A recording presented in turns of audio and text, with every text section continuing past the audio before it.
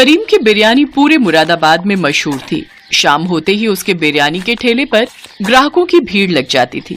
करीम का बिरयानी बनाने का तरीका बहुत अलग था। बढ़िया चिकन, मटन और खुशबूदार मसाले, खिला खिला चावल बिरयानी के स्वाद में चार चांद लगा देता था। पर अचानक एक दिन करीम को हल्का बुखार आया तो वो घर पर थोड़ा आराम करने के लिए उस दिन ठेला नहीं लगा सका। उसने सोचा कि तबीयत में सुधार हो जाएगा, पर करीम की तबीयत ज्यादा बिगड़ गई और बुखार ज्यादा बढ़ता गया, जिस कारण करीम के शरीर में बहुत कमजोरी हो गई। इसी वजह से करीम बिरयानी का ठेला भी नहीं लगा पा रहा था और उसके काम का नुकसान हो रहा था। ये लो तुम्हारी दवाई, डॉक्टर साहब ने बोला है बिल्कुल भी काम पर नहीं जाना, अभी तुम कुछ दिन और आराम करो।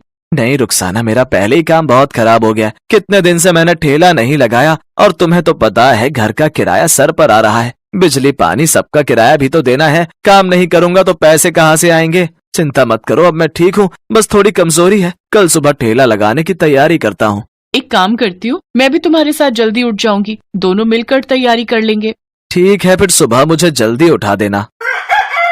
और करीम मियाँ, किराया कब दे रहे हो? मैंने सोचा तुम तो आओगे नहीं तो खुद ही आ जाऊं। अकरम भाईजान, बस कुछ दिनों से तबीयत खराब चल रही है, इसलिए काम भी बंद पड़ा है। कुछ दिन कमाई करके फिर मैं जल्दी ही किराया देने की कोशिश करूंगा। नहीं नहीं, अब एक भी दिन ऊपर नहीं करना। कल तक मेरा किराया मुझे दे दो। वैसे भी मेरे साले की शादी है, मैं कुछ दिनों के लिए परिवार के साथ शादी में जा रहा हूँ, उसके बाद बहुत देर हो जाएगी। शादी के लिए खरीदारी भी तो करनी है। तो कुछ भी करके कल तक पैसों का इंतजाम कर ले, मैं कल फिर आऊंगा। अकरम धमकी देकर चला जाता है। करीम बिरयानी का ठेला लेकर बाजार पहुंचता है, पर अब उसी जगह पर किसी दूसरे आदमी ने बिरयानी का ठेला लगाना शुरू कर दिया। उसके सारे ग्राहक भी उसी ठेले पर बिरयानी खाने लगे, क्योंकि वो बिरयानी वाला करीम से कम दाम में बिरयानी खिला रहा था। इस कारण करीम की बिक्री बहुत कम हुई। करीम परेशान हो गया, क्योंकि अगले दिन अकरम फिर से किराया लेने आ गया। देख करीम, तू मेरा किराया नहीं चुका सका, अब ये ठेला, बर्तन और घर का सामान मैं कबाड़ में बेचकर अपना किराया पूरा करूंगा। चलो लड़को, जल्दी जल्दी सारा सामान उठाओ और ले चलो। अकरम भाई, ऐसा ना करो, मेरे छोटे छोटे बच्चों को लेकर मैं कहाँ जाऊंगा? रात होने को है। अकरम भाईजान सुनो, अल्लाह के लिए मुझ पर रहम करो अकरम भाई। अकरम ने करीम की एक नहीं सुनी, वो उसका सारा सामान उठाकर ले गया। करीम की आंखें आंसुओं से भर गईं। उसने अपने बेटे को गोद में लिया और पत्नी और बेटी के साथ घर से बाहर निकल आया। सुनिए, शाम होने को है, अब हम कहाँ जाएंगे? कोई ठिकाना भी तो नहीं है। थोड़ी देर में दिल्ली की बस आने वाली है, दिल्ली में ही रहेंगे। यहाँ मुरादाबाद में रहने का अब कोई फायदा नहीं। दिल्ली एक बार भाईजान के पास चलते हैं, हो सकता है वो कोई काम दिलवा दे। करीम अपनी पत्नी और बच्चों को लेकर मुरादाबाद बस अड्डे से दिल्ली की बस में बैठ गया और दिल्ली अपने बड़े भाई रहमान के घर पहुंचा। पर रहमान की पत्नी सलमा ने उन्हें वहां रहने के लिए साफ मना कर दिया। देखिए जी, मैं इन्हें यहाँ रहने के लिए इजाजत नहीं दे सकती। आप तो जानते ही हैं दिल्ली शहर में खर्चे कितने हैं। हम ही बड़ी मुश्किल से 2 वक्त की रोटी जुटा पाते हैं। अब इन दोनों का साथ में बच्चों का खर्चा उठाना हमारे लिए बहुत ही मुश्किल है। आप बुरा मत मानो करीम भाईजान, आपको कहीं और रहने का इंतजाम करना पड़ेगा। बेगम, कुछ दिन तो। आप बीच में मत बोलो, बात मैं कर रही हूँ ना। देखिए भाईजान, ये सीधे हैं, ये तो आपको अपना छोटा भाई मानकर यहाँ रख लेंगे, पर सारी परेशानियां तो मैं जानती हूँ ना। छोटी छोटी चीजों के लिए कितनी मुश्किलें आती हैं।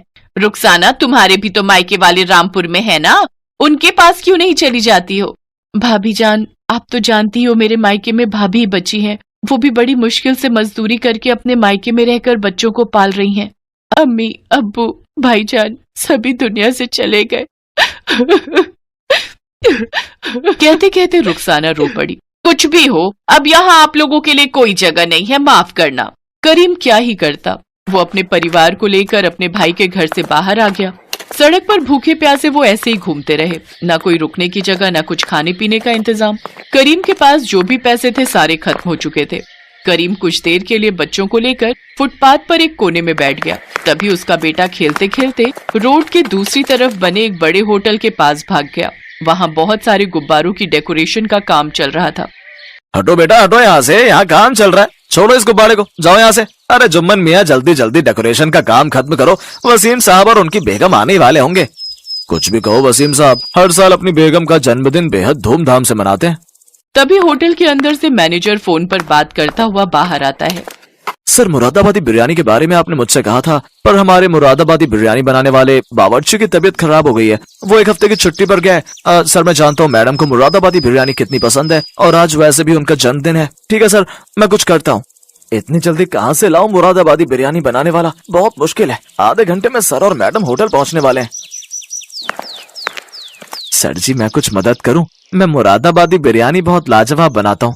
सच तो यह है कि मुरादाबाद में मेरा अपना बिरयानी का ठेला था, पर कुछ मजबूरियों के चलते मुझे दिल्ली आना पड़ा। आप मेरे से बिरयानी बनवा कर देख सकते हैं। मुझे भी काम मिल जाएगा और आपका भी काम हो जाएगा। मेरा नाम करीम है। बच्चा खेलते खेलते यहाँ आ गया था, मैं उसे बुलाने आया, तभी आपकी बातें सुनी और मुझे लगा कि आप बड़ी परेशानी में हैं। अच्छा, तो तुम मुरादाबाद के रहने वाले हो? ठीक है, अगर तुम मुरादाबादी बिरयानी लजीज बना सकते हो तो हमें कोई हर्ज नहीं है। आओ, मैं तुम्हें होटल की रसोई दिखा देता हूँ। ठीक है साहब, मैं अपनी बेगम को बोल देता हूँ, फिर आपके साथ चलता हूँ।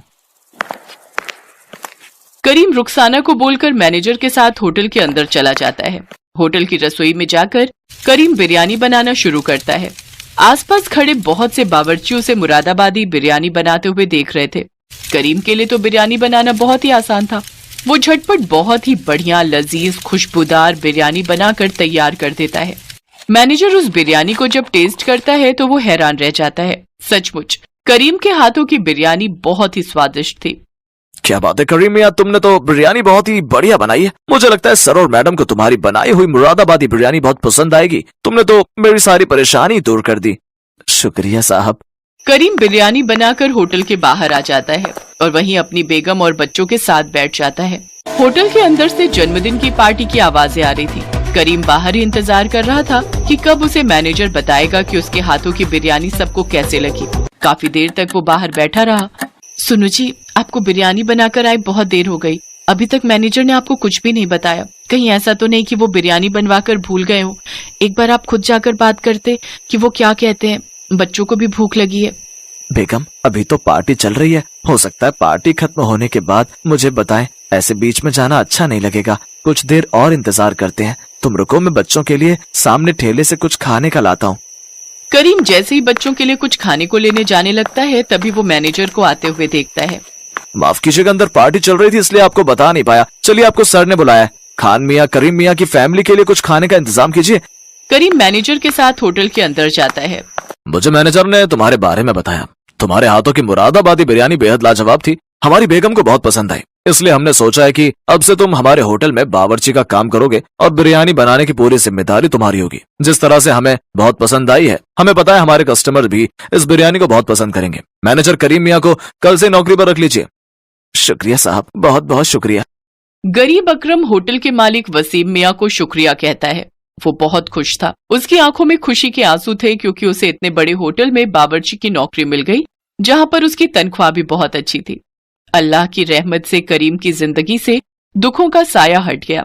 उसकी मेहनत की वजह से दिल्ली जैसे बड़े शहर में, बड़े होटल में उसे बावर्ची की नौकरी मिल गई और उसकी सारी परेशानियां दूर हो गई।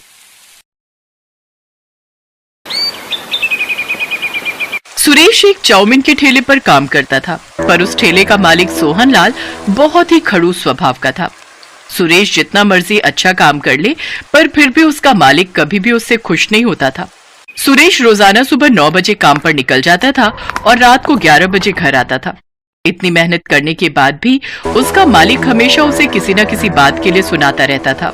क्या बात है सुरेश, इतनी देर से ग्राहक खड़े हैं और तेरे से अभी तक एक चाउमीन नहीं बनी? ऐसे काम नहीं होगा, तू तो मेरा नुकसान करवा देगा।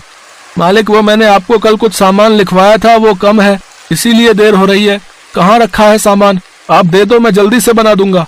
तूने मुझे कब लिखवाया था सामान? मैंने तो कोई सामान नहीं लिखा। झूठ मत बोल, अगर तू लिखवाता तो मैं लेता हुआ आता। अरे भैया, क्या बात है, चाउमीन देनी है या हम जाएं? अरे नहीं नहीं, अभी बन जाएगी चाउमीन है, बस थोड़ी देर में मैं सामान मंगवा लेता हूँ। इतना टाइम नहीं है हमारे पास, रहने दो, हम कहीं और से खा लेंगे। हम तो तुम्हारा नाम सुनकर आए थे कि तुम्हारे ठेले की तवा चाउमीन बहुत बढ़िया बनती है। चलो भाई चलो, यहाँ रुकना बेकार है, यहाँ तो सामान ही नहीं है, चाउमीन क्या खाएंगे है। ग्राहक वहाँ से खाली ही लौट गए। सुरेश के मालिक ने सारा गुस्सा सुरेश पर निकाल दिया और गुस्से में सुरेश को चाटा लगा दिया।